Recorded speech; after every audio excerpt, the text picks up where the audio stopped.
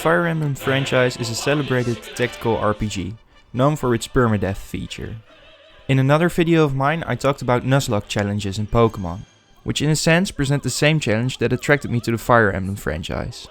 While the challenge that it presented was the first aspect that the series hooked me with, there's a lot to love about Fire Emblem. Over the years, new Fire Emblem titles introduced new mechanics to the series. Some praised for how they improved the tactical gameplay or being quality of life improvements, such as Kanto or rescuing. Others despised by the community for steering the game in different directions, such as the pair-up mechanic and child units. My favorite addition is the option of reclassing. The utility of a unit is maybe not decided by, but definitely emphasized through that unit's class. Throughout the franchise, we see the domination by mounted units. Let that be Cavaliers, Pegasus Knights, Wyvern Riders, Mechanists. Okay, maybe not Mechanists. On the other hand, we see how Archers are usually underperforming units, not really worth deploying since their use is pretty much limited to the player phase. What I like so much about reclassing, be it Guidance Villager mechanic, Sacred Stones' split promotions, or Shadow Dragon's straight up shift from one class to another, it emphasizes replay value. And if there's one thing to take away from my Draiano video, it's that I love replaying games. Recently, a friend of mine that just picked up Breath of the Wild told me that he's planning on completing every shrine before taking down the final boss. My response was, oh yeah, cool. While my thoughts were, why assign yourself to such a tedious task when you can just complete the shrines you encounter while enjoying your travel through the game? That's what I did when I first played Breath of the Wild. When I replayed the game a year later on hard mode, I still got excited every time I discovered a shrine, making the second playthrough of equal emotional value as the first one. It's possible that my complete incompetence in remembering things adds to this sense of enjoyment, but hopefully you catch my drift. In Fire Emblem, I tried to mix things up from other playthroughs by changing the classes of the units I've used before.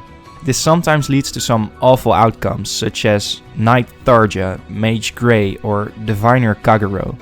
But also some pretty sweet ones, such as Ninja Laszlo, Hero Ross, or Archer Cliff. My love for replaying and reclassing units made Three Houses seem like a game that was made for me.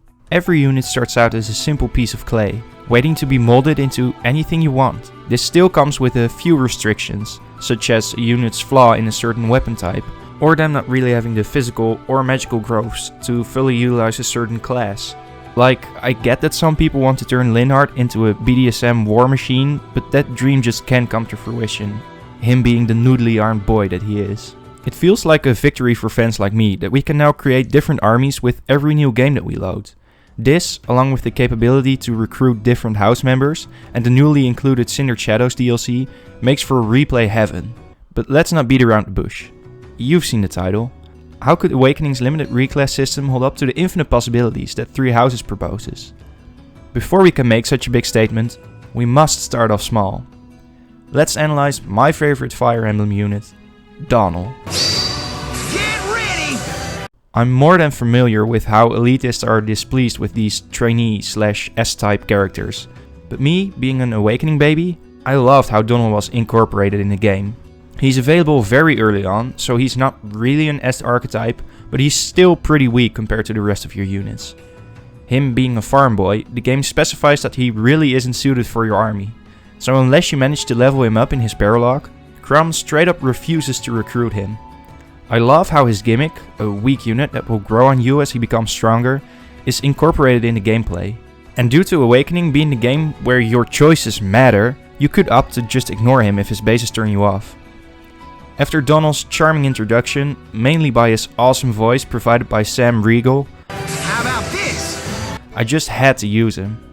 And I still use him in every playthrough.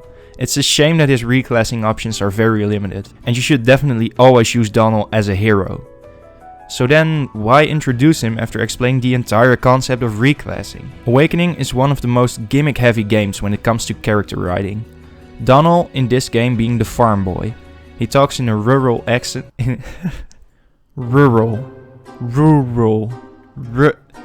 Fuck it. Rural. He talks in a rural accent and his supports are mostly based around his days back on the farm, or him being good at working the fields or cooking. But the most important aspect of his gimmick has to be the pot that he wears on his head.